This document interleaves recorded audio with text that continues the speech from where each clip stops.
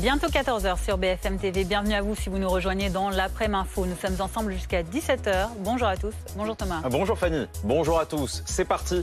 La France déclenche l'opération d'évacuation de ses ressortissants au Niger. Un avion vient de décoller vers la capitale Niamey.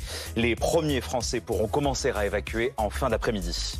Une tornade instantanée est à l'origine de la mort d'un père de famille. C'est en tout cas l'argument de la direction du parc aquatique du Var, d'où s'est envolée une structure gonflable laissant une fillette de 4 ans entre la vie et la mort.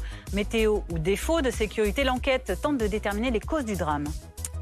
Vacances maussades pour les Haussiens. Après la pluie, de grosses bourrasques sont attendues dans les prochaines heures. Un avis de tempête estivale menace la Bretagne et la Normandie.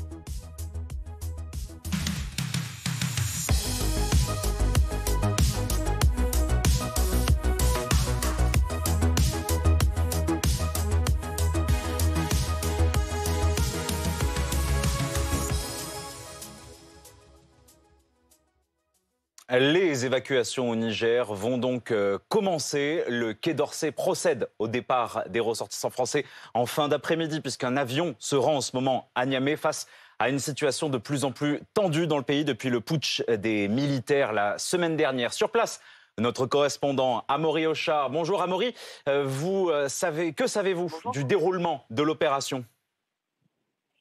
Alors les quelques 600 Français qui sont actuellement à Niamey ont tous reçu un mail dans la nuit, cette nuit, leur demandant d'y répondre s'ils souhaitaient être rapatriés. C'est un rapatriement qui est volontaire, il faut le rappeler. Et il y a une demi-heure, une heure, on leur a donné un rendez-vous à 14 h au niveau de l'aéroport de Niamey.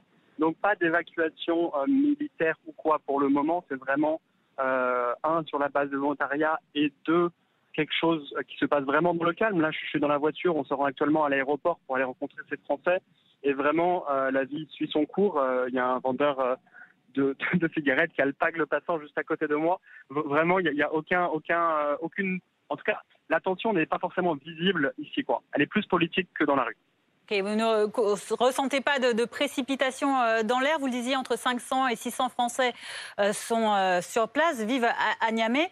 Est-ce que vous savez quelle proportion de ces Français qui ont reçu cet email dont vous parliez et qui ont donc reçu ce rendez-vous à l'aéroport ont décidé ou non de partir ?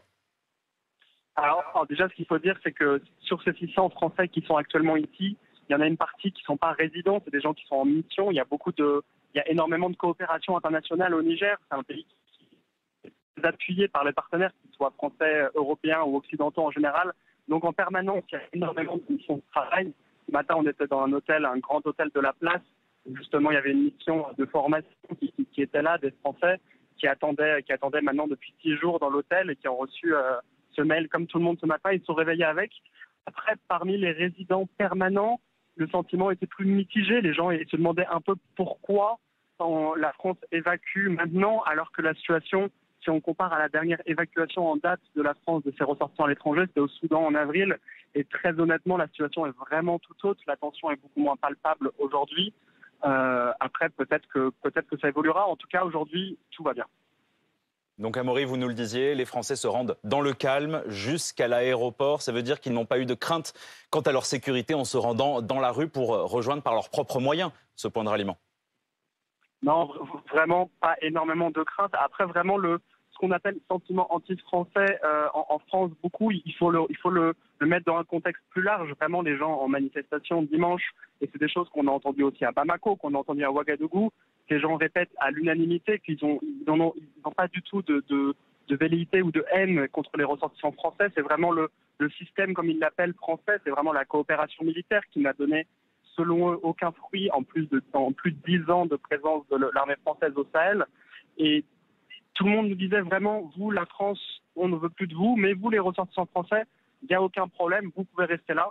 Donc vraiment, l'animosité, elle ne se sent pas, elle n'est même pas là. On a reçu beaucoup de messages de soutien d'amis nigériens, où on a vu dans la rue ce matin, qui nous disaient vraiment, nous, on n'en a pas après les Français, on est désolé de ce qui se passe, on veut juste prendre notre destin en main et on veut que les militaires français quittent.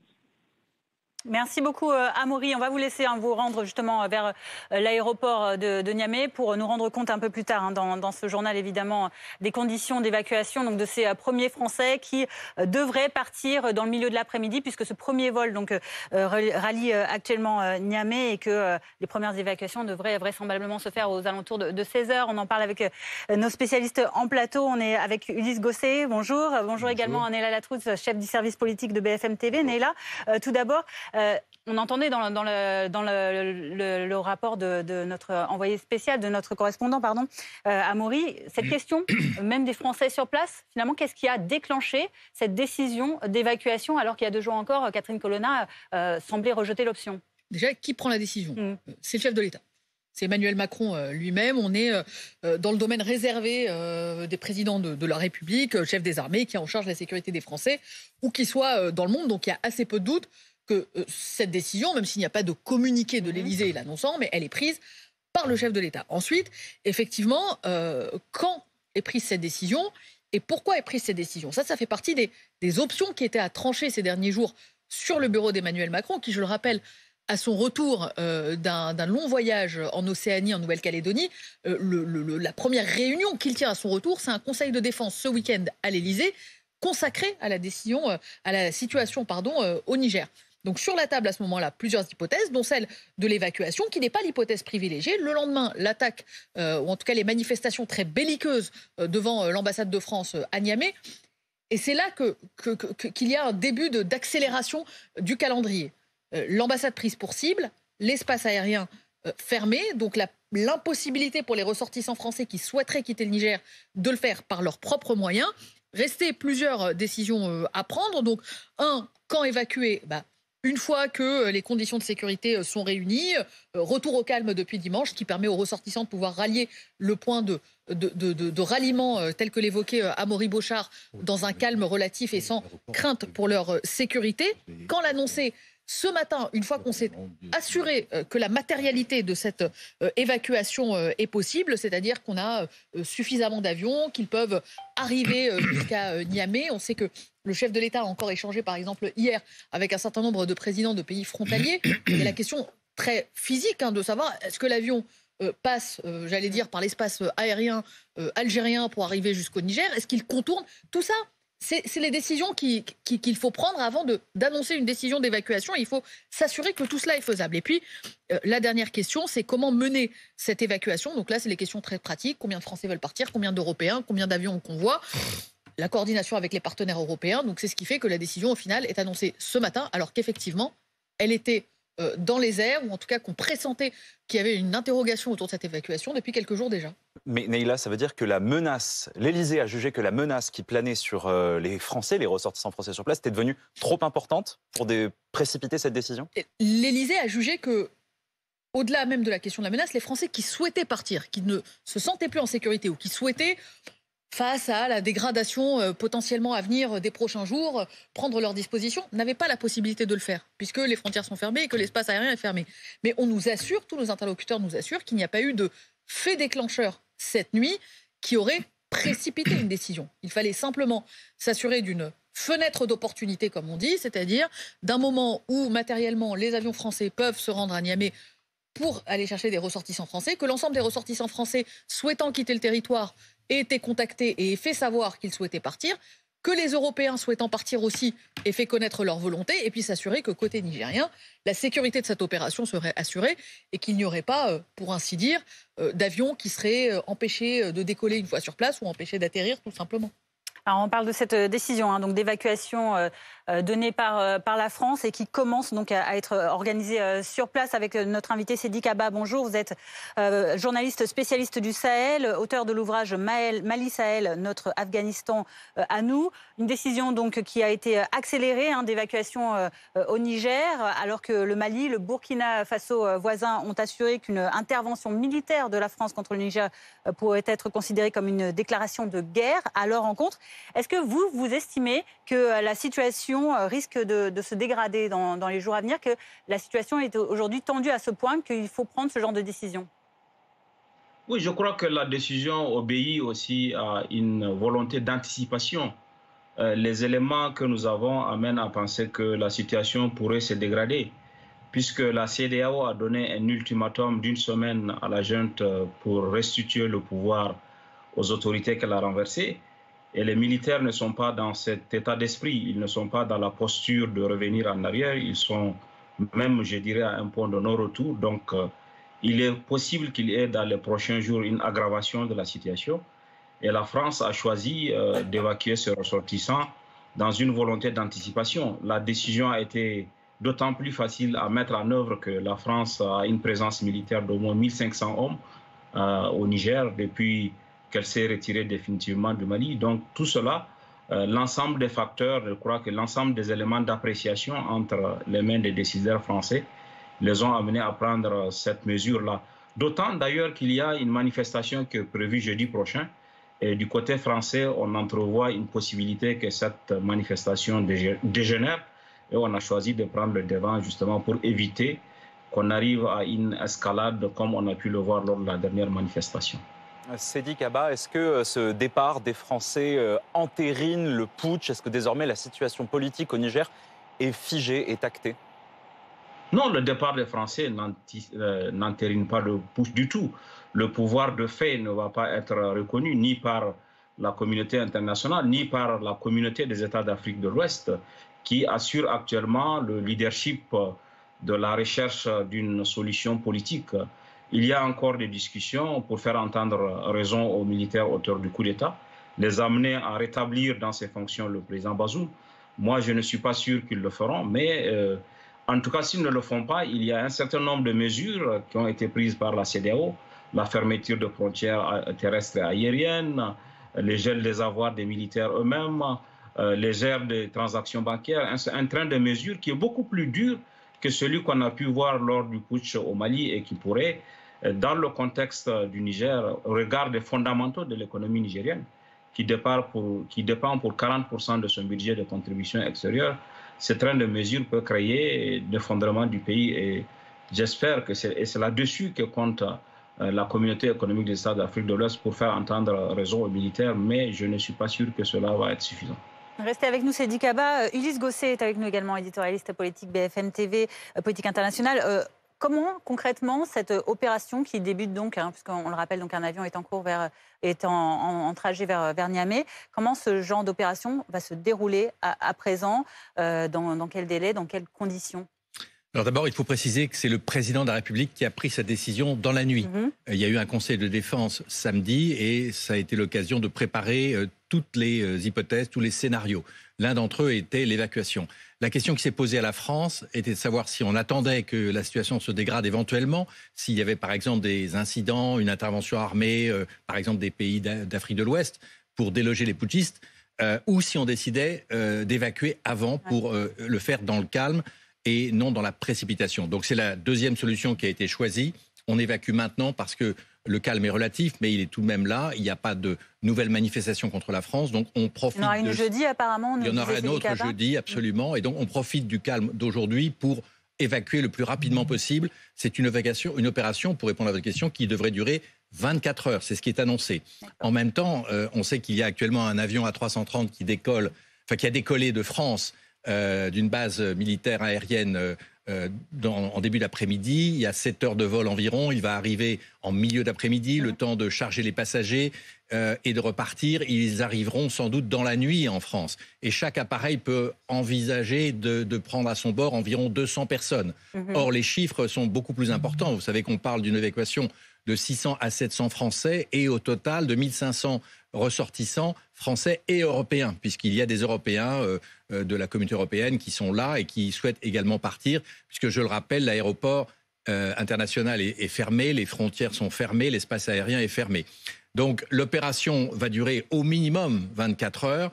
Il y aura des rotations d'appareils qui ont commencé avec un premier avion, il y en aura d'autres.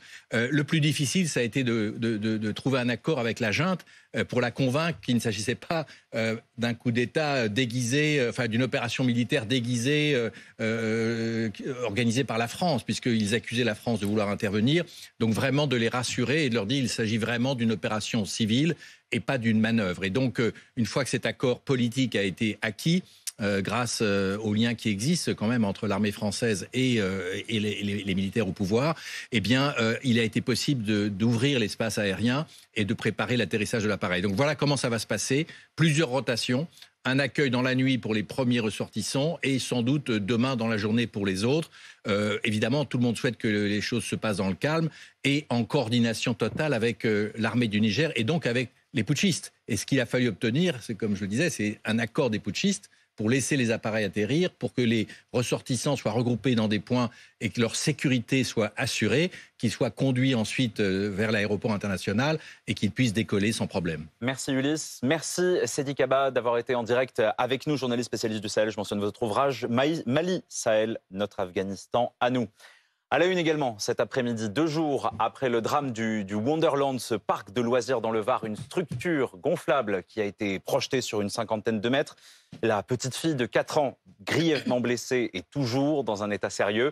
Alexandra Gonzalez, journaliste au service police-justice de BFM TV, vous en savez davantage sur les circonstances de l'accident. On évoque une tornade instantanée. Ce sont les mots de l'un des responsables de ce parc à qui nous avons pu parler ce matin par téléphone. Il nous raconte que le matin de l'accident, les conditions météorologiques étaient bonnes, me dit-il, avec un vent qui soufflait entre 0 et 32 km/h d'après les différents relevés. Donc rien, selon lui, ne pouvait leur laisser présager qu'il y allait avoir ce drame quelques heures plus tard. Et lorsque ce drame est arrivé, me dit-il, ils l'ont vécu comme, et ce sont ces mots donc, une tornade instantanée, une bourrasque de vent soudaine qui a soulevé littéralement cette structure qui fait 12 mètres sur 20, qui pèse près de 2 tonnes, une tonne à l'intérieur, enfin, 1 tonne de la structure plus 1 tonne d'eau qui est à l'intérieur sur ce rectangle en fait gonflable qu'on va peut-être voir après à l'image. C'est ce que l'on voit là au fond avec les colonnes jaunes. Voilà, c'est cette structure qui s'est soulevée, qui s'est déportée sur plus de 50 mètres et donc en retombant, c'est là que ça a provoqué des blessures très graves au point que le père de famille âgé de 35 ans a succombé à ces blessures et donc sa fille, vous le disiez, est toujours hospitalisée. Ce responsable me disait que toute l'équipe est en deuil, effondrée par ce qu'il est arrivé et qu'ils ne comprennent toujours pas ce qui a pu se passer. Selon eux, toutes les conditions de sécurité ont été respectées, mais c'est désormais à l'enquête judiciaire de le déterminer, une enquête ouverte par le parquet de Draguignan pour homicide et blessures involontaires et qui devra déterminer donc si il y a eu violation ou non des règles de sécurité. Merci beaucoup pour ces précisions, Alexandra Gonzalez. Dans l'actualité également, vous l'avez remarqué, malheureusement, si vous passez vos vacances, par exemple, dans la moitié nord de la France, depuis plusieurs jours, cette partie de l'Hexagone est sous la pluie. Et désormais, c'est une tempête qui menace. Vacances maussades pour les estivants, par exemple, à Saint-Malo. Mais la dépression gagne la Bretagne jusqu'à la Normandie, avec des bourrasques attendues jusqu'à 100 km/h. On est allé voir, justement, à Saint-Malo, comment est-ce qu'on prenait cette météo pendant ces vacances. C'est vrai que c'est pas très engageant d'avoir un ciel gris, quoi. Et les gens s'attendent à voir le midi ici. Donc c'est pas tout à fait le cas encore. Faut dire qu'on est un peu surpris, parce que avant, on a eu pendant les 3 derniers étés, là, on n'a eu que du beau temps. Et là, maintenant, on a une tempête au mois de juillet. Alors on se dit, ah là là, il pleut tous les jours en Bretagne. C'est pas vrai. Faut faire avec. On sait qu'on vit en Bretagne, en général, on sait pourquoi. C'est vrai que si on pouvait quand même avoir 2-3 rayons avant qu'on parte, ça pourrait être sympa. Mais sinon, non, c'est quand même agréable. Bonjour Kevin Flory. Bonjour. Un spécialiste météo, un phénomène estival exceptionnel donc, qui s'apprête à déferler sur la France ces prochains jours, une partie de la France. Exactement. En fait, on a cette importante perturbation qui est en train d'arriver sur les îles britanniques et à son passage sur les îles britanniques, elle va générer en effet de fortes rafales de vent jusqu'à 100-110 km/h demain en journée. Mais ce que l'on va surtout surveiller, c'est le risque de vague submersion parce qu'en plus donc, de ce vent fort qui va agiter la mer, on a un coefficient de marée qui sera très élevé demain soir lors de la pleine mer, donc entre le nord de la Bretagne et le Cotentin, coefficient à plus ou moins 100, donc c'est beaucoup. Évidemment, ce niveau de la mer sera donc déjà de base élevé affecté par le fort coefficient de marée, mais sera encore plus haut en raison de la houle, en raison des vagues et donc en raison des pressions assez basses dans cette zone. Donc attention, demain, on pourrait avoir des débordements de la mer sur le littoral, sur les zones vraiment exposées à ce phénomène. Et ce sera le cas à Saint-Malo où nous étions à l'instant. Et en quoi, Kevin, ce phénomène météo est-il exceptionnel ? Alors il est exceptionnel tout d'abord parce qu'il se passe en plein mois d'août. Donc en effet, c'est un fort coup de vent, sans parler de tempête, c'est en tout cas un très fort coup de vent qui est annoncé. Donc c'est pour cela que c'est exceptionnel. Il y a beaucoup de monde à l'eau. On parle beaucoup, c'est vrai, des baigneurs, mais il y a beaucoup de bateaux actuellement sur les côtes bretonnes, normandes, en remontant vers les Hauts-de-France. Je vous propose de regarder aussi les rappels couleurs essentiels sur les plages surveillées. Ça, c'est vraiment très important utile, de respecter parce que demain, on sera sans doute sur du orange, voire du rouge bien foncé. Donc quand c'est rouge, c'est une baignade interdite.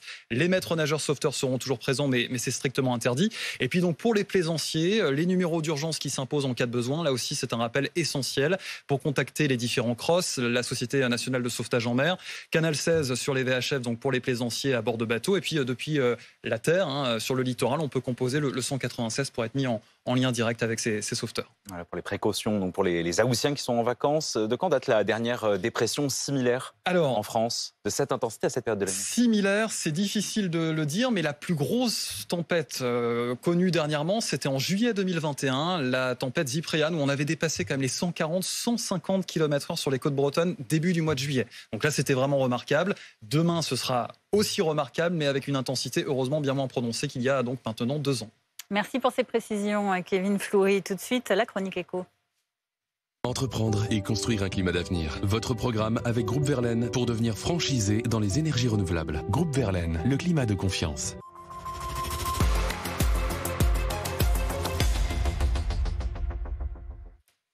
Bonjour Pierre Kupferman. Alors les chiffres sont têtus. En dépit de ce qu'ils affirment, les Français n'ont pas réduit leur consommation de viande. Non. Alors ça a été vrai en 2019, ça a également été vrai en 2020 au plus haut de la crise Covid. Mais depuis, la consommation de viande est repartie à la hausse avec une augmentation de 1% en 2021 et là, plus 0,8% en 2022. En même temps, Pierre, quand on regarde la démographie, la population française continue d'augmenter. Thomas, vous avez tout à fait raison. Ça a évidemment un impact sur la consommation alimentaire, mais même quand on compte en nombre de kilos par habitant sur l'année, eh bien, on voit que les tendances restent les mêmes, c'est-à-dire baisse en 2019, baisse en 2020, mais rebond en 2021 et 2022. Et comment on explique tout ça ? Alors c'est très simple. En fait, les Français qui affirment consommer moins de viande se trompent de formulation. Ils devraient dire qu'ils achètent moins de viande au supermarché ou chez leur boucher. Parce que ça, c'est vrai. Notamment du fait de l'inflation, on a constaté en 2022 une baisse importante, supérieure à 4%. Et cette baisse, elle a touché en particulier la viande bovine, c'est-à-dire le bœuf et le veau, moins 14%. En revanche, au restaurant, dans les cantines, à la boulangerie, dans les fast-foods, alors là, ils continuent à privilégier les offres qui sont à base de viande, c'est-à-dire, je sais pas, le nugget, le sandwich au poulet, voilà, tout ça. Et peut-être que le problème, en fait, c'est que si on veut réduire cette consommation de viande-là, pour des raisons environnementales, eh bien, il faut changer progressivement l'offre. Et alors, quand on ne mange pas à la maison, est-ce qu'on change de type de viande ? Eh bien oui, on voit clairement que dans ce qu'on appelle la consommation hors domicile dans le jargon, ce sont les viandes les moins chères, souvent importées d'ailleurs, il faut le préciser, qui dominent. Donc évidemment le poulet et dans une moindre mesure le porc, mais dans les deux cas, je vous le signale, c'est pas du label rouge ou très rarement. À l'inverse, les viandes qu'on ne sert pas dans les fast-foods et très rarement à la cantine, c'est-à-dire le lapin, la dinde, le cheval, le canard, voient leur consommation baisser en 2022. Je précise que dans le cas du canard, le plongeon, il est aussi largement dû à la grippe aviaire. Oui, évidemment. Si on fait un focus sur la viande de poulet, elle a beaucoup augmenté et pourtant, ce n'est pas la viande la plus consommée par les Français. Pas encore. Le porc continue en France à dominer assez largement. Mais comme vous allez le voir à l'écran, il s'est passé quelque chose en 2022. C'est que le poulet est passé devant le bœuf. Et c'est quand même un événement. Vous noterez aussi au passage que la viande star de Pâques, c'est-à-dire l'agneau, eh bien, est largement devancée par la viande star de Noël, c'est-à-dire la dinde. Merci Pierre. Entreprendre et construire un climat d'avenir. C'était votre programme avec Groupe Verlaine pour devenir franchisé dans les énergies renouvelables. Groupe Verlaine, le climat de confiance. 14h23 sur BFM TV. Dans un instant, une tornade instantanée a-t-elle provoqué l'accident mortel du Wonderland dans le Var? C'est en tout cas ce qu'affirme l'exploitant de la structure gonflable qui s'est projeté sur une 50aine de mètres avec un père et sa fille. On fait le point dans notre journal de 14h30. On se retrouve juste après ça.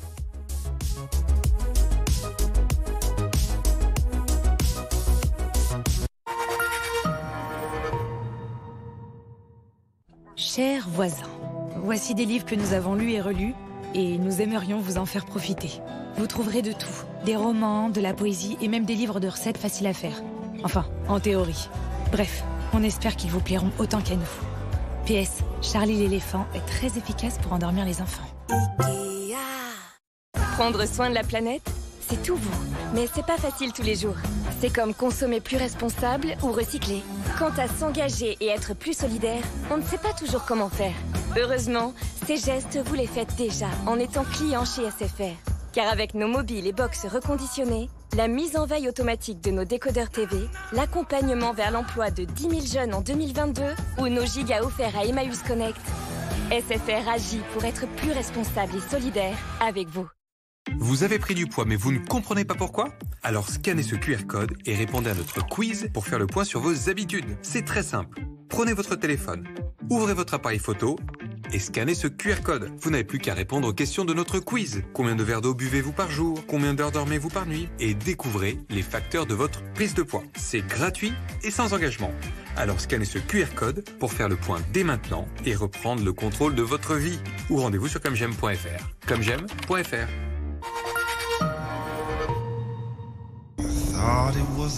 Quand je marche dans la neige par -30, le souffle court, le cœur qui frappe dans la poitrine, ce besoin d'avancer encore et encore, c'est réel.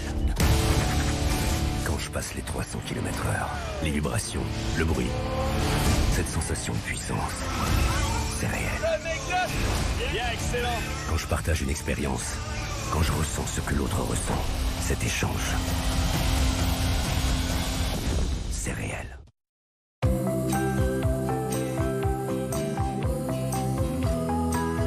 Parce que votre chien fait partie de la famille, assurez-le. Santé Vet, leader de l'assurance santé animale recommandé par 96% des vétérinaires. Faites un devis gratuit sur santévet.com. Sur Paramount+, on est plus proche qu'on ne l'a jamais été. Un agent sous contrat ou une lionne? Une lionne, monsieur. Par le co-créateur de Yellowstone. On localise les épouses et les filles de ces cibles prioritaires. On place un agent dans leur entourage et on élimine la cible. Faut qu'on se tire! Ils l'ont démasqué! C'est le détonateur! Tirez! Il ne faut pas oublier pourquoi on se bat. Opération spéciale Lioness. Exclusivement sur Paramount+.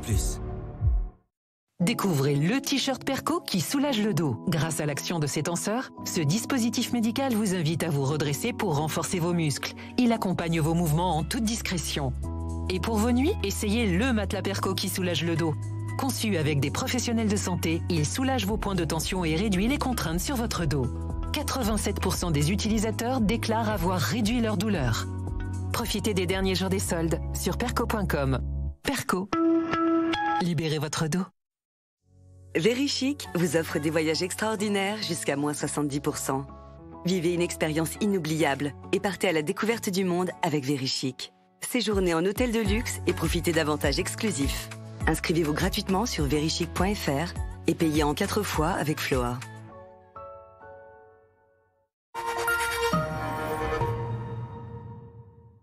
La météo avec SFR. C'est bien couvert là, non? Ouais, grave. Cet été, soyez bien couverts avec les réseaux 4G+, et 5G de SFR. Chaud l'été, froid l'hiver? La météo avec Groupe Verlaine. Isolation thermique par l'extérieur avec aide de l'État. groupeverlaine.com.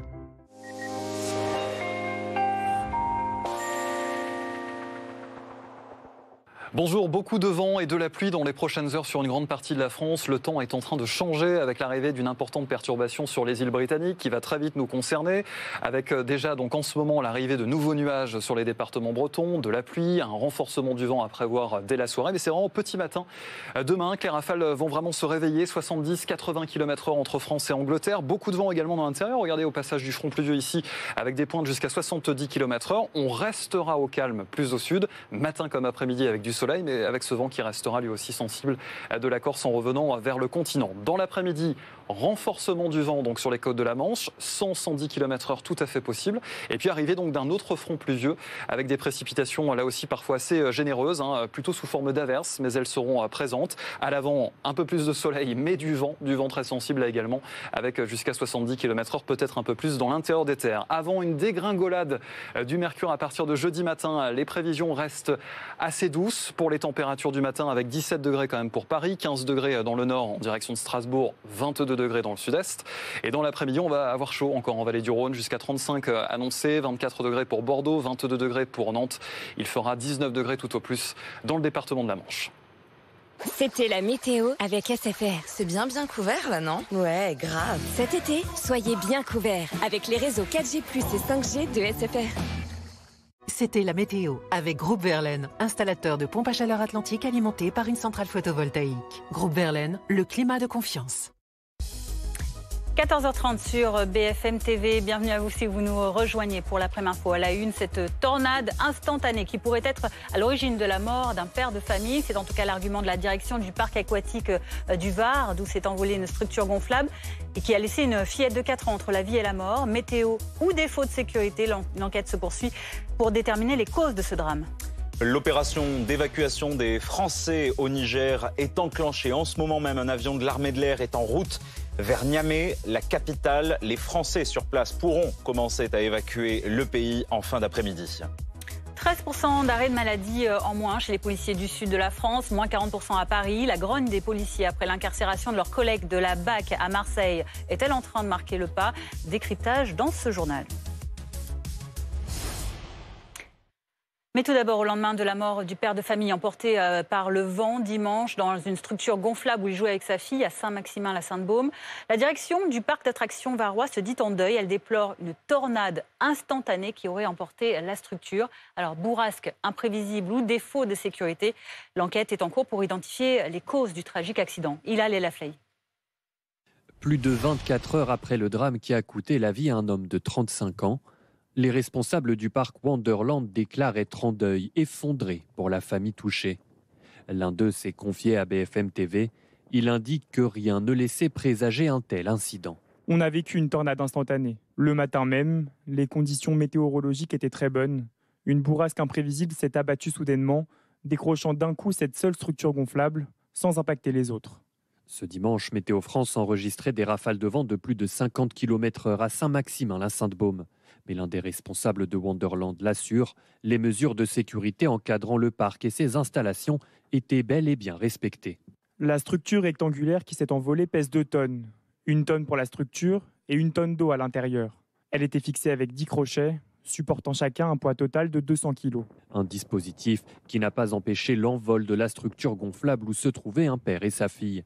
L'installation s'est retrouvée à plusieurs mètres de hauteur avant de s'écraser, causant la mort du père de famille âgé de 35 ans. Sa fille de 4 ans est toujours hospitalisée dans un état critique. L'un des responsables de Wonderland affirme avoir déjà fermé le parc mardi et mercredi dernier à cause de conditions météorologiques défavorables. 2 jours de fermeture par précaution qui auraient dû les alerter selon cette habitante dont la maison donne sur les installations. Il y avait déjà une structure qui s'était envolée. Donc voilà, c'était prévisible, quoi. Le parc Wonderland était installé sur ce terrain depuis le début du mois de juin. Une enquête pour homicide et blessure involontaire a été ouverte. À noter que l'autre parc, Wonderland Studio, lui, à Roc-Baron, toujours dans le Var, est lui aussi fermé. Décision prise par le maire de la commune par mesure de précaution, le temps de l'enquête. Alors on l'a entendu, on a vécu une tornade instantanée. C'est en tout cas ce que déclarent les responsables du parc. On fait le point avec vous, Kevin Fleury. Dimanche après-midi, dans ce secteur du Var, il y a eu cette tempête, cette tornade instantanée. Alors, les conditions étaient très calmes en fait dans la zone. C'était des conditions anticycloniques avec du ciel bleu. Il n'y avait pas d'orage. Donc, pour qu'une tornade se produise, une tornade comme on la connaît tous, c'est donc ce cône qui descend d'un nuage d'orage et qui vient apporter des vents violents.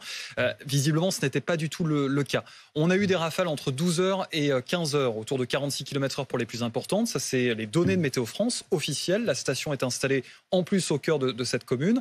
Et à partir de 15h, on a eu une rafale à 53 km/h. En revanche, ce qui a pu se produire, c'est ce qu'on appelle un tourbillon de poussière, un dust devil, pour parler en anglais, comme les Américains. Donc en fait, c'est un cône qui se produit de vents assez forts, qui peuvent être assez forts, peut-être plus conséquents que les 50 km/h, mais qui donc se crée dans une masse d'air sèche et chaude. Et ça, c'est éventuellement ce qui a pu se produire. Pour le confirmer, seuls les témoins sur place pourront le dire, puisque la station Météo France n'est pas capable évidemment d'affirmer qu'il y a eu un dust de ville, et évidemment les prévisionnistes non plus. Donc voilà pour la situation météo sur place. Une tornade, comme on la connaît tous, ça semble assez compliqué pour le moment. Merci pour ces précisions, Kevin. On me rappelle que dans ce drame, un père est décédé, mais sa fillette, on le disait, 4 ans, elle est toujours à l'hôpital. Alizé Boissin, vous êtes à la Timone à Marseille. C'est là que la petite fille de 4 ans donc, a été admise dimanche dans un état critique. Quel est son état de santé aujourd'hui ? Écoutez, la petite fille est toujours en état d'urgence absolue. Son pronostic vital reste engagé. En fait, après l'accident, cette structure gonflable, donc vous le disiez, qui s'est décrochée qui s'est décrochée sur plusieurs mètres. La victime se trouvait en arrêt cardio-respiratoire. Les pompiers sont arrivés très rapidement. Ils ont pu la réanimer. Et puis, ils ont pris la décision de l'élitreiller jusqu'ici, jusqu'à l'hôpital de la Timone à Marseille, où on se trouve avec Julie Rosaire. Mais donc, je vous le disais, son pronostic vital est toujours engagé. Dans un autre temps, son père, âgé de 35 ans, lui aussi visiteur dans la structure gonflable qui s'est détachée, a été transféré d'abord dans un autre hôpital marseillais, mais il a malheureusement succombé à ses blessures. Et donc maintenant, toute la question est de savoir quelles sont les causes de cet accident. Est-ce qu'il s'agit du vent, comme vous le disiez à l'instant? Est-ce qu'il s'agit de la sécurité de la structure gonflable ou même du parc qui accueille des visiteurs? Alors une enquête est ouverte, une enquête menée par la gendarmerie pour homicide et blessure involontaire. Merci Alizé Boissin en direct avec Julie Rosaire de la Timone à Marseille. À la une également cet après-midi, c'est l'évacuation en cours des Français du Niger. Un premier avion français est en route vers Niamey, 7 jours après le début du putsch qui se déroulait au Niger et cette manifestation contre l'ambassade de France, près d'une semaine donc après ce coup d'État. Un changement de cap au Quai d'Orsay alors que la ministre des Affaires étrangères, Catherine Colonna, rejetait encore l'option de l'évacuation dimanche dernier. Yael Khan. Les évacuations des ressortissants au Niger ont débuté. Le premier avion français, un Airbus A330, a atterri à Niamey. L'avion devrait ensuite quitter le Niger en milieu d'après-midi. Plusieurs appareils sont impliqués dans une rotation pour évacuer les Français et les Européens. Plus tôt, l'ambassade française de Niamey avait fait cette déclaration. Face à la dégradation de la situation sécuritaire au Niger et profitant du calme relatif dans Niamey, une opération d'évacuation par voie aérienne est en cours de préparation depuis Niamey. Une décision que le Quai d'Orsay justifie par les violences de ce dimanche. Des manifestants qui soutiennent les militaires putschistes ont attaqué l'ambassade de France au cri de slogans anti-français. Le ministère des Affaires étrangères s'inquiète aussi de la fermeture de l'espace aérien. La fermeture de l'espace aérien laisse nos compatriotes sans possibilité de quitter le pays par leurs propres moyens. Au total, ce sont près de 600 Français qui se trouvent actuellement au Niger. Une opération d'évacuation qui intervient alors que les dirigeants ouest-africains de la CEDEAO ont fixé un ultimatum d'1 semaine à la junte militaire au Niger pour un retour complet à l'ordre constitutionnel et n'a pas exclu un recours à la force si ça n'est pas le cas, une initiative soutenue par la France. Et on prend la direction du Quai d'Orsay pour vous retrouver Isabelle Gollens, puisque vous étiez avec la ministre des Affaires étrangères tout à l'heure. Qu'ont dit les autorités françaises sur cette opération d'évacuation ? Eh bien, elles ont à nouveau justifié, expliqué cette décision d'évacuer les ressortissants français qui le souhaitent. On le rappelle, c'est sur la base du volontariat. La ministre des Affaires étrangères a justifié cette décision en expliquant que la France estimait que la situation sécuritaire était toujours préoccupante dans le pays. Elle a rappelé, bien sûr, les violences commises à l'encontre de l'ambassade de France à Niamey. C'était dimanche dernier. Et puis, elle a expliqué également que la fermeture de l'espace aérien du Niger était compliquée pour les Français, qu'il fallait en tout cas offrir la possibilité aux Français, aux ressortissants français qui le souhaitaient, de quitter le pays. Catherine Colonna n'a pas donné de chiffres précis sur ces ressortissants français qui se sont fait connaître. Elle a parlé de quelques centaines de personnes, quelques centaines de Français, également quelques centaines d'Européens qui pourront bénéficier de ces vols d'évacuation, comme ça avait d'ailleurs été le cas en avril dernier, c'était au Soudan. Dernier point important, la ministre des Affaires étrangères a assuré que la France avait obtenu les accords nécessaires de la part des militaires putschistes pour pouvoir procéder à ces évacuations, c'est-à-dire concrètement que les ressortissants français peuvent se rendre en toute sécurité aux différents points de rassemblement donnés, notamment bien sûr à l'aéroport. On sait que les ressortissants français ont reçu hier un email les invitant à rejoindre à 14h l'aéroport de Niamey. Merci Isabelle Gollens avec Bruno Ferraud pour les moyens techniques. Ulysse Gosset en plateau avec nous, éditorialiste politique international. Ulysse, comment est-ce qu'on peut expliquer ce revirement? Pas d'évacuation, finalement si. Et qu'est-ce qui a fait pencher dans la balance pour déclencher cette opération? Eh bien, c'est avant tout la volonté d'assurer la sécurité des Français en se disant que si évacuation il devait y avoir, il valait mieux l'organiser, je dirais, sans précipitation, avec des moyens qui sont mis en œuvre de façon, je dirais, efficace, avec l'accord des autorités du Niger. C'est très important car l'espace aérien est officiellement toujours fermé. L'aéroport ne fonctionne pas, les frontières également du pays sont fermées. Donc il valait mieux essayer de trouver un accord avec les putschistes pour leur demander l'autorisation d'atterrir et qu'il n'y ait pas d'ambiguïté sur ces avions français qui pourraient arriver à Niamey, puisque vous savez que la France a été accusée par la junte de vouloir intervenir militairement. Donc il fallait désamorcer cette incompréhension ou ce malentendu, ce qui a été fait. La ministre d'ailleurs des Affaires étrangères l'a confirmé hier, il n'y avait pas du tout de plan d'intervention français à ce stade. Et donc il fallait essayer d'organiser cette évacuation dans les meilleures conditions possibles pour que les Français puissent donc rentrer en France s'ils le souhaitent ou rester au Niger s'ils le souhaitent, parce qu'il faut savoir qu'il y a des Français qui vont vouloir rester, qui ont toute leur vie au Niger et qui ne se sentent pas menacés. Et je dirais c'est pour réitérer ce qui avait été fait en Afghanistan. Vous vous souvenez peut-être de l'évacuation de Kaboul. Les Français, là aussi, avaient pris les devants et appelé plusieurs mois avant le départ annoncé des Américains leurs ressortissants à quitter le pays. Plusieurs vols avaient été organisés par le Quai d'Orsay et avec l'ambassade de France à Kaboul pour justement préparer les choses avant qu'elles ne dégénèrent. C'est un petit peu la même conduite qui a été mise en place, avec l'idée quand même que la situation est loin d'être réglée, puisqu'il y a un ultimatum qui court jusqu'à la fin de la semaine de la part des pays d'Afrique de l'Ouest, la CEDEAO. Est-ce qu'il y aura intervention militaire? Personne ne le sait. Mais en tout cas, les putschistes, pour l'instant, semblent déterminés à rester. Pas question de rendre les armes. Et le président Bazoum, qui a été élu démocratiquement, refuse toujours de démissionner. Donc, il y a une sorte de face-à-face, de statu quo, qui peut éventuellement mal tourner, d'autant que d'autres manifestations sont prévues dans la semaine. Donc, il s'agissait de prévenir et d'organiser les choses pour qu'elles se passent le mieux possible. Évidemment, ça constitue aussi un geste vis-à-vis du pouvoir du Niger, en disant nous partons, vous avez les clés en main et cela annonce peut-être d'autres décisions pour l'avenir. Merci pour ces précisions. La France qui décide donc d'évacuer pour une situation sécuritaire préoccupante, comme nous disait tout à l'heure Isabelle Gollens, et l'Allemagne, on l'apprend également, qui décide de commencer à conseiller à ses ressortissants, eux aussi, de quitter le Niger. 14h41 également dans l'actualité, où en est la colère des policiers après le placement en détention provisoire de leurs collègues de la BAC de Marseille, soupçonnés d'un tir de lanceur de balles de défense, qui a conduit, vous le savez, à l'amputation d'une partie du crâne de ce jeune garçon, Eddy, dans un contexte d'émeutes à Marseille. De nombreux fonctionnaires s'étaient notamment mis en arrêt maladie. On fait le point avec vous, Maxime Brandstetter, journaliste police-justice BFM TV. Des chiffres ont été publiés sur cette grogne des policiers. Que disent-ils? Pas exactement des chiffres, mais plutôt des tendances. On n'a pas le nombre exact d'arrêts maladie, mais on sait qu'il baisse.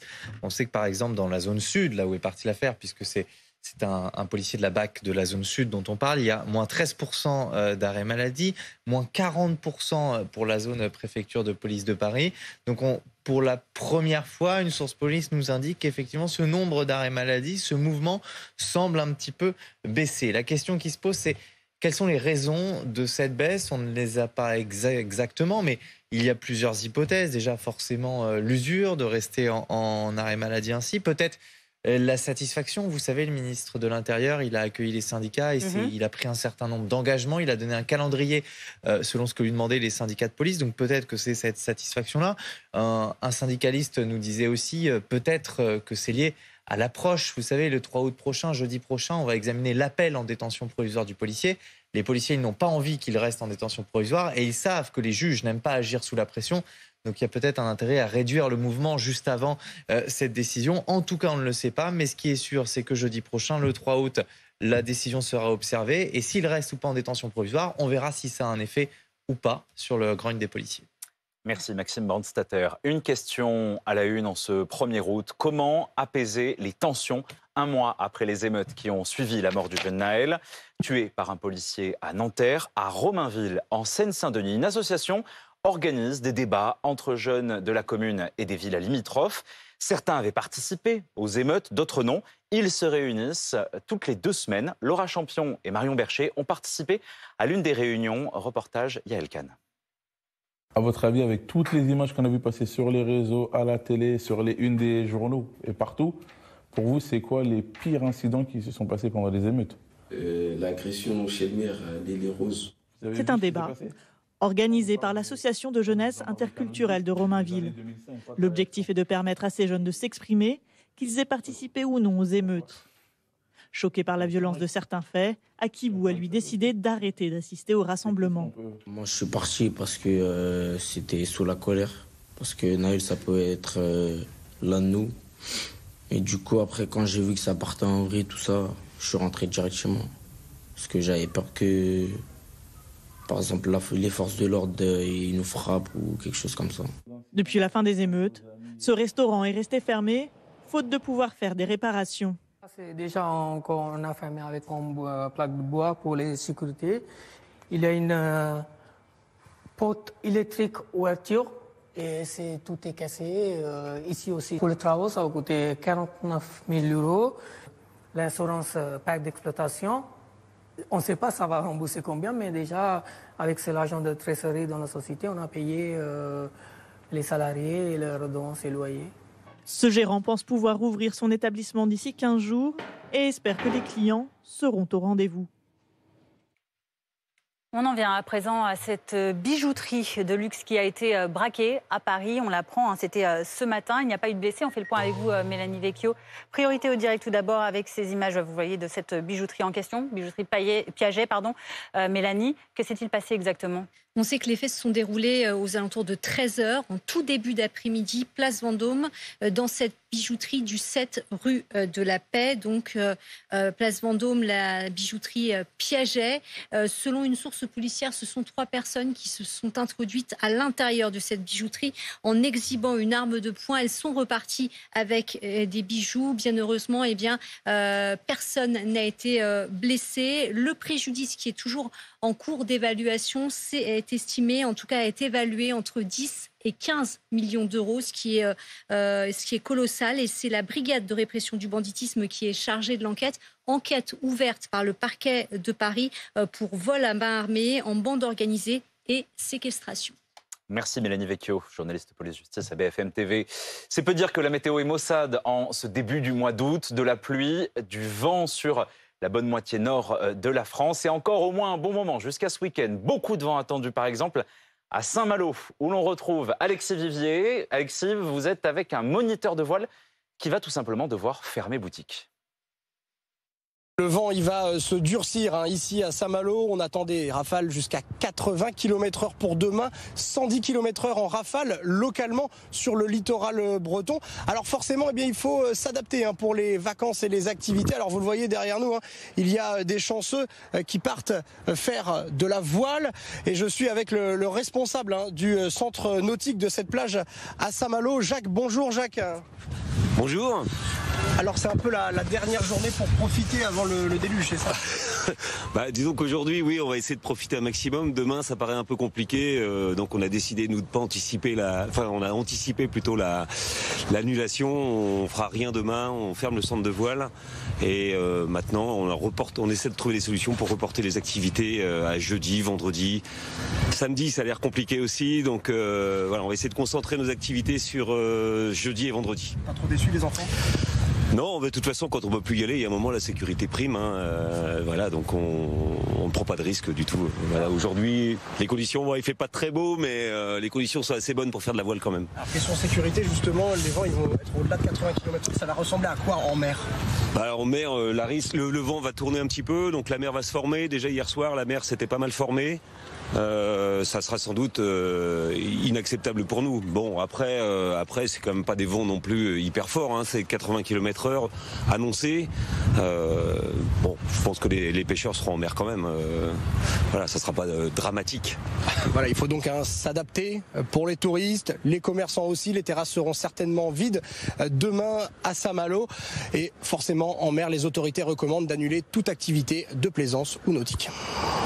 Et dans ces conditions, vous cherchez peut-être à vous rendre ailleurs, en France, en vacances. Alors comment partir en vacances, par exemple, sans trop polluer la planète, tant qu'à faire? Suite de notre série consacrée aux vacances écolo, les voyages en voiture électrique sont-ils vraiment compliqués? Vous allez voir, notre équipe de reporters est partie pour allier la côte atlantique depuis Paris. Reportage de François Pitrel et Julie Poncet.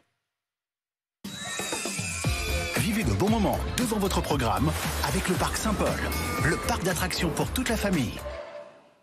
Votre programme avec Tuco Énergie, expert en installation de panneaux photovoltaïques. Plus d'infos sur tucoenergie.fr.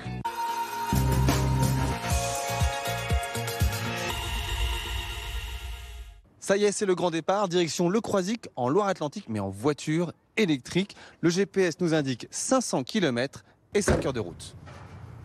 Pour optimiser notre trajet, on va prendre quelques conseils avec Adrien Effre. Quelles sont les choses à faire ou ne pas faire pendant notre trajet? La première chose à faire, ce serait de vérifier les caractéristiques de la voiture électrique, son autonomie, sa puissance de recharge. Deuxième conseil, ce serait de préparer au maximum le trajet pour localiser les points de recharge. Et enfin, troisième conseil, avoir une conduite la plus calme possible, en sachant que les phases de freinage et de décélération permettent de gagner de l'autonomie et donc de pouvoir aller plus loin. Notre voiture a une autonomie d'environ 300 km, mais elle n'était pas pleine au départ. Il nous faut donc faire un premier arrêt au bout de seulement 50 km. Les bornes de recharge sont localisables sur Internet. Il y en a plus de 100 000 aujourd'hui en France. Appuyez sur le bouton de démarrage pour démarrer une charge. À savoir, sans smartphone connecté à Internet et sans carte de crédit, impossible de recharger. Pour éviter de trop consommer, on s'est mis sur le régulateur de vitesse à 115 km/h et il est recommandé de ne pas descendre en dessous de 20% de batterie pour éviter les mauvaises surprises si la borne de recharge ne fonctionne pas. Deuxième arrêt à mi-chemin pour de nouveau faire le plein d'électricité, cette fois sur une aire juste à côté de la station essence, à peu près 30 minutes d'attente. Sur cette aire d'autoroute, il y a 8 bornes de recharge. Aujourd'hui, nous sommes seuls, mais il faut peut-être prévoir un petit peu d'attente un jour de grand départ en vacances. Parti vers midi, il aura fallu un dernier stop avant de finalement s'approcher du but. Nous arrivons avec encore 30% de charge au compteur au bord de l'océan. Après 7h30 de route, 3 arrêts, ça nous a coûté à peu près 45 €. On est un petit peu fatigué et maintenant c'est à nous de recharger les batteries. Vous avez passé un bon moment devant votre programme avec le Parc Saint-Paul, le parc d'attractions pour toute la famille. C'était votre programme avec Tuco Énergie, expert en installation de panneaux photovoltaïques. Plus d'infos sur tucoenergie.fr. 14h51 sur BFM TV, la météo. La météo avec SFR. C'est bien couvert là, non? Ouais, grave. Cet été, soyez bien couverts avec les réseaux 4G+ et 5G de SFR. Chaud l'été, froid l'hiver? La météo avec Groupe Verlaine. Isolation thermique par l'extérieur avec aide de l'État. groupeverlaine.com.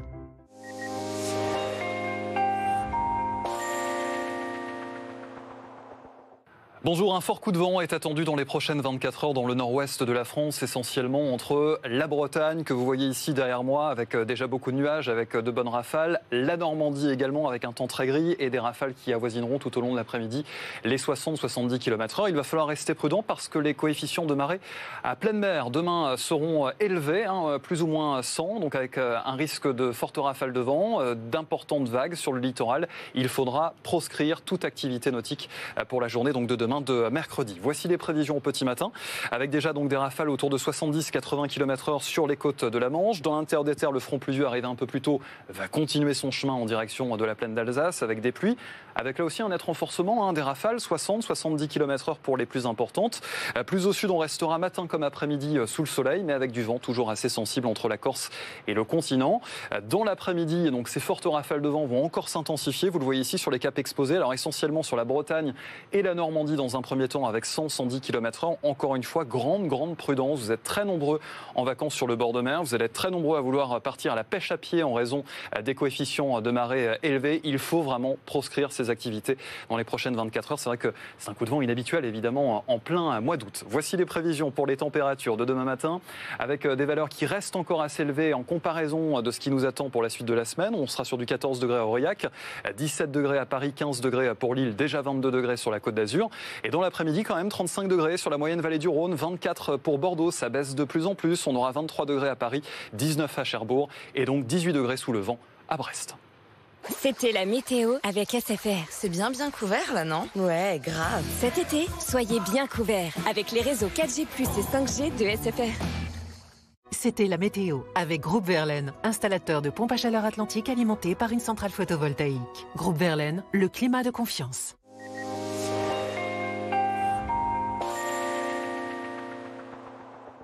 Sans surprise, après les dernières précipitations parfois généreuses dans le nord de la France, l'humidité est très présente entre 0 et 40 cm de profondeur de la Bretagne, en remontant vers le Benelux, en redescendant également un peu plus à l'est, regardez ici, vers les Alpes du Nord, par contre plus au sud, en se décalant vers la Méditerranée. Après les épisodes de forte chaleur, le vent omniprésent, le soleil, l'absence de précipitations des derniers jours, des dernières semaines, évidemment c'est la sécheresse qui a repris du terrain. Donc on surveille toujours pour la suite de votre journée 3 départements essentiellement pour le risque de départ de feu, les Bouches-du-Rhône, le Var ainsi que le Vaucluse, mais une nouvelle fois, c'est tout le pourtour méditerranéen qui est placé en surveillance. On craint des départs de feu avec cette sécheresse évoquée à l'instant, mais également avec ce vent qui restera sensible aujourd'hui de la Corse en remontant vers le continent.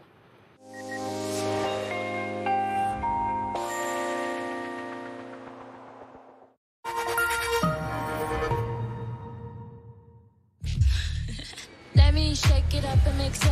I got the tools for radio, okay? We are the only thing that they say. I back to the back, I know they like that. I got all set up. Make it move, make it stay. Let's just do all the things I say.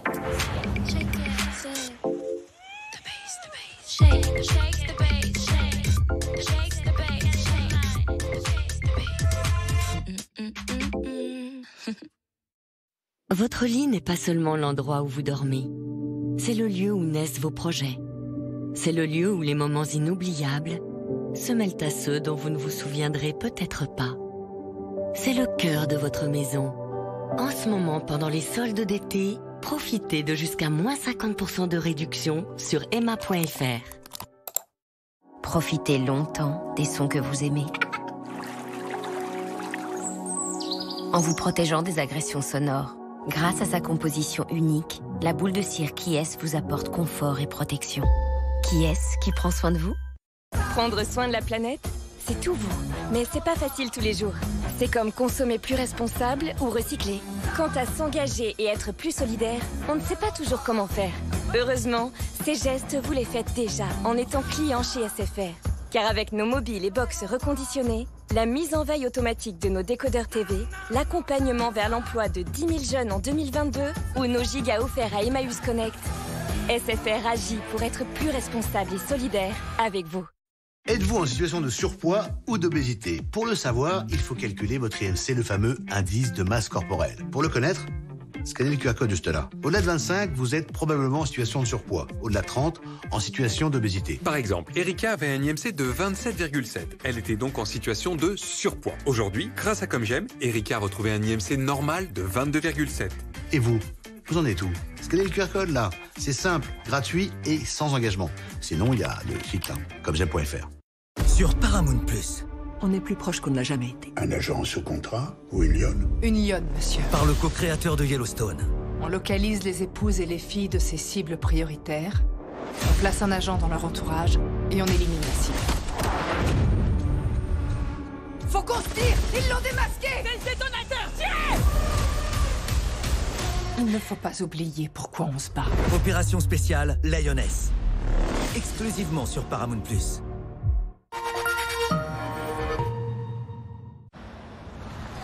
pas vrai. Vous debout, pas chez moi, moi je sens tout. Confidence pour confidence, c'est moi que j'aime à travers vous.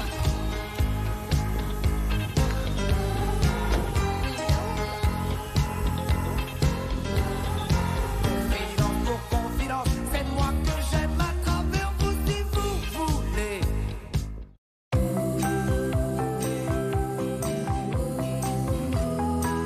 Parce que votre chat fait partie de la famille, assurez-le. Santé Vet, leader de l'assurance santé animale recommandé par 96% des vétérinaires. Faites un devis gratuit sur santévet.com. Bonifacio, la forteresse des extrêmes. Ce soir à 21h10 sur RMC Découverte. En isolant et ravalant votre maison par l'extérieur, restez au frais l'été et au chaud l'hiver. Augmentez la performance énergétique et la valeur de votre bien. Baissez vos factures de chauffage jusqu'à 55% et bénéficiez d'importantes aides de l'État. Et pour 1 € de plus, une centrale photovoltaïque de 400 watts offerte. Inscription sur groupeverlaine.com ou appelez le 3620 et dites Groupe Verlaine. Pour 5 900 €, équipez-vous de panneaux solaires. Installation, matériel, démarche, SAV et garantie. Pour 5 900 €, tout est compris. Découvrez l'offre de notre partenaire Avison. Produisez enfin votre propre énergie et faites des économies. C'est ça, un bon plan Carrefour Énergie.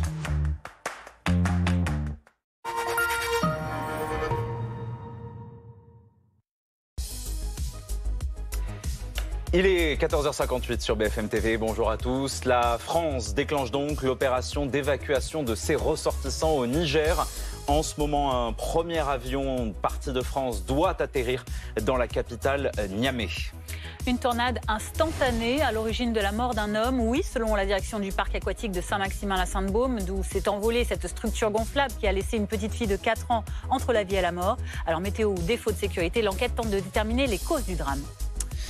Vacances Mossad pour les Houssiens qui découvrent leur lieu de villégiature, puisqu'après la pluie, de grosses bourrasques sont attendues dans les prochaines heures. Un avis de tempête estivale menace même la Bretagne et la Normandie. On verra ça.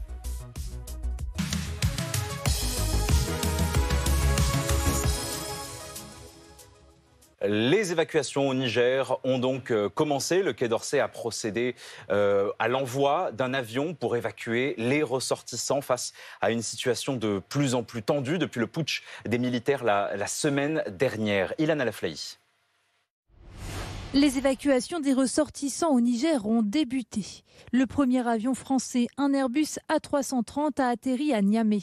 L'avion devrait ensuite quitter le Niger en milieu d'après-midi. Plusieurs appareils sont impliqués dans une rotation pour évacuer les Français et les Européens. Plus tôt, l'ambassade française de Niamey avait fait cette déclaration.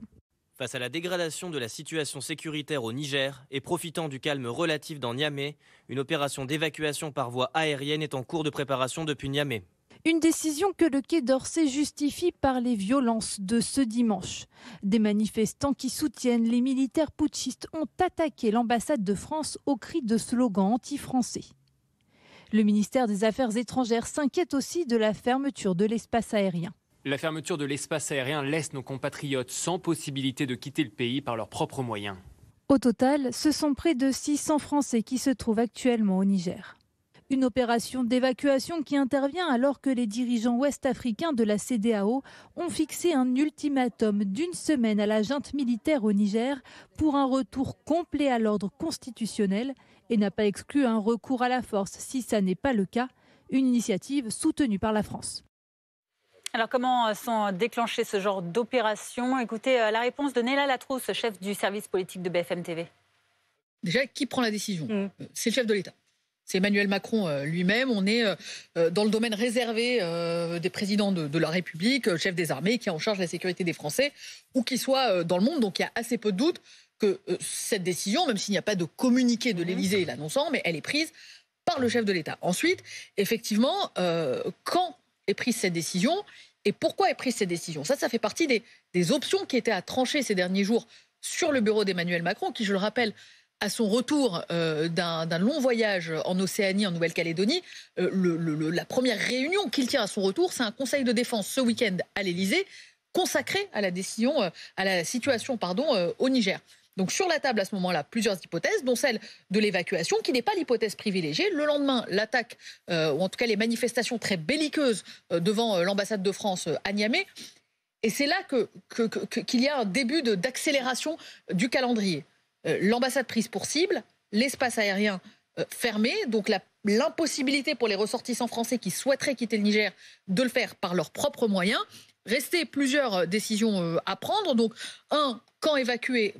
Une fois que les conditions de sécurité sont réunies, retour au calme depuis dimanche, ce qui permet aux ressortissants de pouvoir rallier le point de ralliement tel que l'évoquait Amaury Beauchard, dans un calme relatif et sans crainte pour leur sécurité. Quand l'annoncer ce matin, une fois qu'on s'est assuré que la matérialité de cette évacuation est possible, c'est-à-dire qu'on a suffisamment d'avions, qu'ils peuvent arriver jusqu'à Niamey. On sait que le chef de l'État a encore échangé, par exemple, hier, avec un certain nombre de présidents de pays frontaliers. Et la question très physique de savoir est-ce que l'avion passe, j'allais dire, par l'espace aérien algérien pour arriver jusqu'au Niger? Est-ce qu'il contourne? Tout ça, c'est les décisions qu'il faut prendre avant d'annoncer une décision d'évacuation. Il faut s'assurer que tout cela est faisable. Et puis, la dernière question, c'est comment mener cette évacuation. Donc là, c'est les questions très pratiques. Combien de Français veulent partir? Combien d'Européens? Combien d'avions on convoie? La coordination avec les partenaires européens. Donc c'est ce qui fait que la décision, au final, est annoncée ce matin, alors qu'effectivement, elle était dans les airs, ou en tout cas qu'on pressentait qu'il y avait une interrogation autour de cette évacuation depuis quelques jours déjà. En direct avec nous sur BFM TV, Rémi Carayol. Bonjour, vous êtes journaliste Afrique 21 et Mediapart. Rémi, est-ce que vous nous confirmez que l'opération d'évacuation, le transport des Français vers l'aéroport se déroule aujourd'hui dans un calme relatif? Bon, moi je ne suis pas à Niamey, donc je pense qu'Amaury Beauchard, qui est votre correspondant sur place, serait mieux indiqué que moi pour vous dire ça. Des échos que j'ai, mais à distance, c'est que pour l'instant, de toute manière, les choses sont relativement calmes dans la ville. Elles sont calmes depuis dimanche, en fait. Hier, c'était aussi assez calme. Alors, on explique le contexte. Il y a 2 jours encore, Catherine Colonna, la ministre des Affaires étrangères, disait que la situation n'exigeait pas forcément d'évacuation. Et puis aujourd'hui, la donne a changé. Est-ce que, selon vos informations, la situation sur place s'est suffisamment dégradée pour qu'on prenne ce genre de décision au plus haut de l'État? Bon. Il y a quelques interrogations quand même sur cette décision, parce qu'on a pu constater lors des précédents coups d'État dans la région, au Mali puis au Burkina Faso, il n'y avait pas eu d'évacuation organisée par l'État français, alors qu'au Burkina Faso, lors du dernier coup d'État, il y a quelques mois, l'ambassade de France avait également été prise pour cible par des manifestants. Donc les explications du Quai d'Orsay que le Quai d'Orsay avance sont plausibles. Effectivement, il y a le fait que les frontières sont fermées, que les Français et les Européens n'ont pas possibilité, et ceux qui veulent partir n'ont pas possibilité de partir par les airs. Il y a un autre aspect quand même à prendre en compte, c'est que dans les sanctions potentielles décidées par la CEDEAO dimanche dernier, il y a la possibilité d'organiser une opération armée pour venir rétablir l'ordre constitutionnel au Niger. Alors, cette opération est hautement improbable au jour d'aujourd'hui. Il n'empêche, si elle devait intervenir, cela pourrait occasionner quand même de très graves violences et même des combats en ville, et notamment dans la capitale Niamey. C'est peut-être aussi dans cette perspective que les autorités françaises ont fait ce choix d'évacuer ceux qui le souhaitaient. Rémi Carayol, vous restez avec nous. Ulysse Gosset, donc la situation visiblement exigeait un départ des Français de Niamey. Les avions sont en train d'atterrir en ce moment à l'aéroport international ? Alors, ce que je peux vous dire, à l'heure qu'il est, 2 appareils A330 ont décollé d'une base du sud de la France. Le premier, effectivement, a atterri à Niamey, à l'aéroport de Niamey, et le deuxième est attendu dans les 2-3 heures qui viennent. Donc ça veut dire concrètement que les premiers Français qui se sont regroupés vers l'aéroport vont pouvoir commencer les procédures d'embarquement. Il y a déjà un certain nombre de Français qui sont arrivés aux abords de l'aéroport. Ils ont été accueillis notamment par des militaires français et évidemment des militaires de l'armée du Niger. Donc concrètement, effectivement, le premier appareil va pouvoir commencer, après avoir refuelé, commencer les opérations d'embarquement. C'est un appareil qui peut embarquer environ 200 passagers. Ça dépend de la configuration exacte, mais enfin, ça permet d'envisager 200 passagers. Il va repartir très rapidement pour revenir en France. On ne sait pas encore sur quelle base ou sur quel aéroport. Il y a plusieurs options. Ce n'est pas encore décidé formellement. Est-ce que ça va être un aéroport civil, Roissy, Orly, ou une base comme Villacoublay ou ailleurs? On le verra. Mais en tout cas, l'opération a véritablement commencé maintenant. On peut le dire. Donc 2 appareils A330. Et on peut imaginer qu'il y aura des rotations pendant à peu près 24 heures, puisque le nombre de passagers potentiellement rapatriables, c'est de l'ordre de 1500 personnes, 6 à 700 Français, plus quelques centaines de ressortissants européens. Donc c'est une grosse opération. Et pour reprendre votre formule, je dirais que l'opération a été décidée non pas dans l'urgence, mais en fait pour anticiper une situation d'urgence et pour en fait la réaliser dans les meilleures conditions possibles. Et je fais référence à l'Afghanistan où la France avait déjà, avant l'évacuation du mois d'août qui avait été déclenchée après l'annonce du départ des Américains, avait dans les mois précédents le départ de Kaboul de tous les Occidentaux, avait déjà fait revenir en France ses ressortissants. C'est un petit peu la même chose au Niger. On ne sait pas véritablement comment la situation va évoluer. Elle est très volatile. Il y a des menaces d'intervention extérieure de la part des pays d'Afrique de l'Ouest. Les putschistes ne veulent pas revenir dans leurs casernes. Le président élu ne veut pas démissionner. Donc tout peut arriver. Il y a d'autres manifestations qui pourraient avoir lieu, qui pourraient éventuellement menacer l'ambassade de France ou les Français. Donc il s'agit d'anticiper et le départ évidemment n'est pas forcé entre guillemets. C'est un départ volontaire. C'est un conseil de la France à ses ressortissants qui dit la situation n'est pas clarifiée, il vaut mieux pour votre sécurité prendre les devants et rentrer en France. Voilà où nous en sommes aujourd'hui. C'est une grosse opération, mais qui fait tout pour ne pas être ce qui a été le cas au Soudan. Une opération donc en pleine guerre, avec en avril dernier, opération Sagittaire, qui a été une réussite sur le plan logistique, comme le sait. Un contexte bien différent. Mais dans un contexte de combat actif. Et d'ailleurs, un soldat français avait été blessé. Donc, il s'agit de le faire dans une situation qui est relativement calme aujourd'hui. Rémi Carayol, pour revenir un peu à la situation du pays, actuellement au Niger, on rappelle que le président Bazoum est toujours assigné à résidence, une semaine après le coup d'État. Cette évacuation, est-ce qu'elle pourrait marquer le glas, parce qu'elle pourrait sonner le glas de la présence française au Niger? Pour l'instant, l'évacuation des soldats français présents au Niger n'a pas été annoncée et je pense qu'on n'en est pas encore là. Il y a quand même 1500 soldats français qui sont présents au Niger depuis plusieurs mois, depuis en gros le départ des troupes françaises du Mali en août de l'année dernière. Donc pour l'instant, on n'en est pas là. Après, il faut voir comment les choses évoluent. Pour l'instant, en fait, on est dans une situation de coup d'État qui n'est pas complètement consommée. On ne sait pas comment on sortira de cette crise. Il semble peu probable que le président Bazoum soit remis finalement à sa place. Ça semble vraiment très compliqué. Mais on ne sait pas où vont mener les négociations actuelles sous l'égide de la CEDEAO, les pays de l'Afrique de l'Ouest. Après, à l'issue de ces négociations, lorsqu'on en verra un peu plus clair, peut-être que la France devra effectivement trancher sur est-ce qu'on garde cette base militaire à Niamey, qui est quand même le pilier central de la stratégie française au Sahel depuis 2 ans. Merci Rémi Carayol, journaliste à Afrique 21 et à Mediapart, d'être intervenu sur BFM TV. Merci. Ulysse Gosset, à la une également cet après-midi, 2 jours après le drame du Wonderland, ce parc de loisirs dans le Var, une structure gonflable qui a été projetée sur une 50aine de mètres. La petite fille de 4 ans grièvement blessée est toujours dans un état sérieux. Alexandra Gonzalez, chef adjointe du service police-justice de BFM TV, en sait davantage sur les circonstances de l'accident. Le responsable évoque une tornade instantanée. Ce sont les mots de l'un des responsables de ce parc à qui nous avons pu parler ce matin par téléphone. Il nous raconte que le matin de l'accident, les conditions météorologiques étaient bonnes, me dit-il, avec un vent qui soufflait entre 0 et 32 km/h d'après les différents relevés. Donc rien, selon lui, ne pouvait leur laisser présager qu'il y allait avoir ce drame quelques heures plus tard. Et lorsque ce drame est arrivé, me dit-il, ils l'ont vécu comme, et ce sont ces mots donc, une tornade instantanée, une bourrasque de vent soudaine qui a soulevé littéralement cette structure qui fait 12 mètres sur 20, qui pèse près de 2 tonnes, une tonne à l'intérieur, enfin, une tonne de la structure plus une tonne d'eau qui est à l'intérieur sur ce rectangle en fait gonflable qu'on va peut-être voir après à l'image.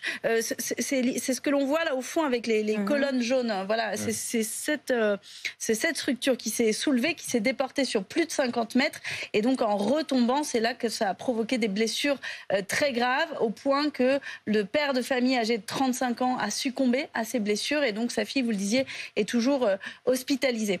Ce responsable me disait que toute l'équipe est en deuil, effondrée par ce qu'il est arrivé et qu'ils ne comprennent toujours pas ce qui a pu se passer. Selon eux, toutes les conditions de sécurité ont été respectées, mais c'est désormais à l'enquête judiciaire de le déterminer, une enquête ouverte par le parquet de Draguignan pour homicide et blessures involontaires et qui devra déterminer donc si il y a eu violation ou non des règles de sécurité. 15h12, depuis plusieurs jours, vous l'avez peut-être remarqué, la moitié nord de la France est sous la pluie et désormais c'est une tempête même qui menace. Vacances plutôt maussades donc pour les estivants à Saint-Malo particulièrement, avec cette dépression qui gagne la Bretagne jusqu'à la Normandie, avec des bourrasques qui pourraient même atteindre les 100 km/h. Nous sommes allés à la rencontre de quelques vacanciers quelque peu moroses. C'est vrai que c'est pas très engageant d'avoir un ciel gris, quoi. Et les gens s'attendent à voir le midi ici. Donc c'est pas tout à fait le cas encore. Faut dire qu'on est un peu surpris, parce que avant, on a eu pendant les 3 derniers étés là, on a eu que du beau temps, et là maintenant on a une tempête au mois de juillet. Alors on se dit ah là là, il pleut tous les jours en Bretagne. C'est pas vrai. Faut faire avec. On sait qu'on vit en Bretagne en général, on sait pourquoi. C'est vrai que si on pouvait quand même avoir 2-3 rayons avant qu'on parte, ça pourrait être sympa. Mais sinon non, c'est quand même agréable. Bonjour Kevin Flory. Bonjour. Un spécialiste météo, un phénomène estival exceptionnel donc qui s'apprête à déferler sur la France ces prochains jours. Oui, de la France. Exactement. En fait, on a cette importante perturbation qui est en train d'arriver sur les îles britanniques et à son passage sur les îles britanniques, elle va générer en effet de fortes rafales de vent jusqu'à 100-110 km/h demain en journée. Mais ce que l'on va surtout surveiller, c'est le risque de vague submersion parce que en plus donc de ce vent fort qui va agiter la mer, on a un coefficient de marée qui sera très élevé demain soir lors de la pleine mer, donc entre le nord de la Bretagne et le Cotentin, coefficient à plus ou moins 100, donc c'est beaucoup. Évidemment, ce niveau de la mer sera donc déjà de base élevé par le fort coefficient de marée, mais sera encore plus haut en raison de la houle, en raison des vagues et donc en raison des pressions assez basses dans cette zone. Donc attention, demain, on pourrait avoir des débordements de la mer sur le littoral, sur les zones vraiment exposées à ce phénomène. Et ce sera le cas à Saint-Malo où nous étions à l'instant. Et en quoi, Kevin, ce phénomène météo est-il exceptionnel ? Alors, il est exceptionnel tout d'abord parce qu'il se passe en plein mois d'août. Donc, en effet, c'est un fort coup de vent. Sans parler de tempête, c'est en tout cas un très fort coup de vent qui est annoncé. Donc, c'est pour cela que c'est exceptionnel. Il y a beaucoup de monde à l'eau. On parle beaucoup, c'est vrai, des baigneurs, mais il y a beaucoup de bateaux actuellement sur les côtes bretonnes, normandes, en remontant vers les Hauts-de-France. Je vous propose de regarder aussi les rappels couleurs essentiels sur les plages surveillées. Ça, c'est vraiment très important de respecter parce que demain, on sera sans doute sur du orange, voire du rouge bien foncé. Donc quand c'est rouge, c'est une baignade interdite. Les maîtres nageurs sauveteurs seront toujours présents, mais c'est strictement interdit. Et puis donc pour les plaisanciers, les numéros d'urgence qui s'imposent en cas de besoin, là aussi c'est un rappel essentiel pour contacter les différents CROSS, la Société nationale de sauvetage en mer, Canal 16 sur les VHF, donc pour les plaisanciers à bord de bateaux. Et puis depuis la terre, sur le littoral, on peut composer le 196 pour être mis en lien direct avec ces sauveteurs. Voilà, pour les précautions, donc pour les Haussiens qui sont en vacances, de quand date la dernière dépression similaire en France, de cette intensité à cette période de l'année? Similaire, c'est difficile de le dire, mais la plus grosse tempête connue dernièrement, c'était en juillet 2021, la tempête Cyprian, où on avait dépassé quand même les 140-150 km/h sur les côtes bretonnes début du mois de juillet. Donc là, c'était vraiment remarquable. Demain, ce sera aussi remarquable, mais avec une intensité heureusement bien moins prononcée qu'il y a donc maintenant 2 ans. À 15h16 sur BFM TV, c'est l'heure de la chronique éco. Entreprendre et construire un climat d'avenir. Votre programme avec Groupe Verlaine pour devenir franchisé dans les énergies renouvelables. Groupe Verlaine, le climat de confiance.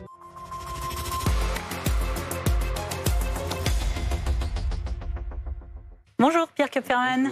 Alors les chiffres sont têtus, en dépit de ce qu'ils affirment, les Français n'ont pas réduit leur consommation de viande. Non. Alors ça a été vrai en 2019, ça a également été vrai en 2020 au plus haut de la crise Covid, mais depuis la consommation de viande est repartie à la hausse avec une augmentation de 1% en 2021 et là, plus 0,8% en 2022. En même temps, Pierre, quand on regarde la démographie, la population française continue d'augmenter. Thomas, vous avez tout à fait raison.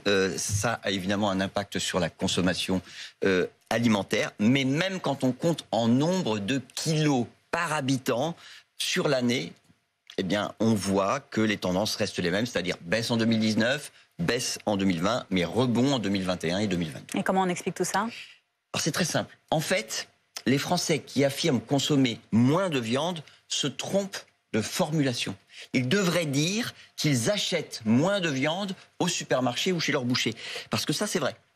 Notamment du fait de l'inflation, on a constaté en 2022 une baisse importante, supérieure à 4%. Et cette baisse, elle a touché en particulier la viande bovine, c'est-à-dire le bœuf et le veau, moins 14%. En revanche, au restaurant, dans les cantines, à la boulangerie, dans les fast-foods, alors là, ils continuent à privilégier les offres qui sont à base de viande, c'est-à-dire, je sais pas, le nugget, le sandwich au poulet, voilà, tout ça. Et peut-être que le problème, en fait, c'est que si on veut réduire cette consommation de viande-là, pour des raisons environnementales, eh bien, il faut changer progressivement l'offre. Et alors, quand on ne mange pas à la maison, est-ce qu'on change de type de viande? Eh bien oui, on voit clairement que dans ce qu'on appelle la consommation hors domicile dans le jargon, ce sont les viandes les moins chères, souvent importées d'ailleurs, il faut le préciser, qui dominent. Donc évidemment le poulet et dans une moindre mesure le porc, mais dans les deux cas, je vous le signale, c'est pas du label rouge ou très rarement. À l'inverse, les viandes qu'on ne sert pas dans les fast-foods et très rarement à la cantine, c'est-à-dire le lapin, la dinde, le cheval, le canard, voient leur consommation baisser en 2022. Je précise que dans le cas du canard, le plongeon, il est aussi largement dû à la grippe aviaire. Oui, évidemment. Si on fait un focus sur la viande de poulet, elle a beaucoup augmenté et pourtant, ce n'est pas la viande la plus consommée par les Français. Pas encore. Le porc continue en France à dominer assez largement. Mais comme vous allez le voir à l'écran, il s'est passé quelque chose en 2022. C'est que le poulet est passé devant le bœuf. Et c'est quand même un événement. Vous noterez aussi au passage que la viande star de Pâques, c'est-à-dire l'agneau, eh bien, est largement devancée par la viande star de Noël, c'est-à-dire la dinde. Merci Pierre. Entreprendre et construire un climat d'avenir. C'était votre programme avec Groupe Verlaine pour devenir franchisé dans les énergies renouvelables. Groupe Verlaine, le climat de confiance. Cette question à présent, comment partir en vacances sans trop polluer la planète? Suite à notre série consacrée aux vacances écolo, vous allez voir, les voyages en voiture électrique intéressent. Est-ce qu'ils sont vraiment compliqués? Notre équipe de reporters est partie pour faire un test. Elle est partie relier la côte atlantique depuis Paris. Reportage de François Pitrel et de Julie Poncet. Vivez de bons moments devant votre programme avec le Parc Saint-Paul, le parc d'attractions pour toute la famille. Votre programme avec Tuco Énergie, expert en installation de panneaux photovoltaïques. Plus d'infos sur tucoenergie.fr.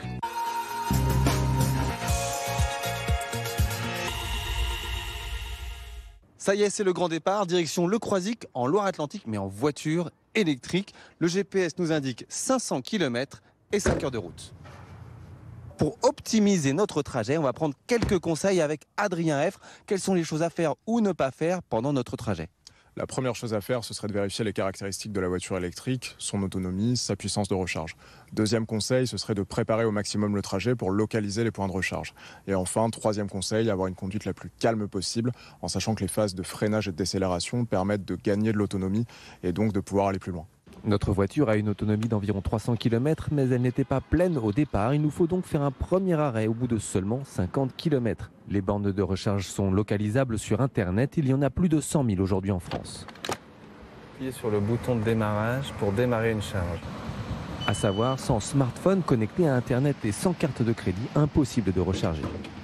Pour éviter de trop consommer, on s'est mis sur le régulateur de vitesse à 115 km/h et il est recommandé de ne pas descendre en dessous de 20% de batterie pour éviter les mauvaises surprises si la borne de recharge ne fonctionne pas. Deuxième arrêt à mi-chemin pour de nouveau faire le plein d'électricité, cette fois sur une aire juste à côté de la station essence, à peu près 30 minutes d'attente. Sur cette aire d'autoroute, il y a 8 bornes de recharge. Aujourd'hui, nous sommes seuls, mais il faut peut-être prévoir un petit peu d'attente un jour de grand départ en vacances. Parti vers midi, il aura fallu un dernier stop avant de finalement s'approcher du but. Nous arrivons avec encore 30% de charge au compteur au bord de l'océan. Après 7h30 de route, 3 arrêts, ça nous a coûté à peu près 45 €. On est un petit peu fatigué et maintenant c'est à nous de recharger les batteries. Vous avez passé un bon moment devant votre programme avec le parc Saint-Paul, le parc d'attractions pour toute la famille. C'était votre programme avec Tuco Énergie, expert en installation de panneaux photovoltaïques. Plus d'infos sur tucoenergie.fr. Dans un instant sur BFM TV, une tornade instantanée a-t-elle provoqué l'accident mortel du Wonderland dans le Var? C'est en tout cas ce qu'affirme l'exploitant de la structure gonflable qui s'est projetée sur une 50aine de mètres, emportant un père et sa fille. On fait le point dans notre journal de 15h30. On se retrouve juste après ça.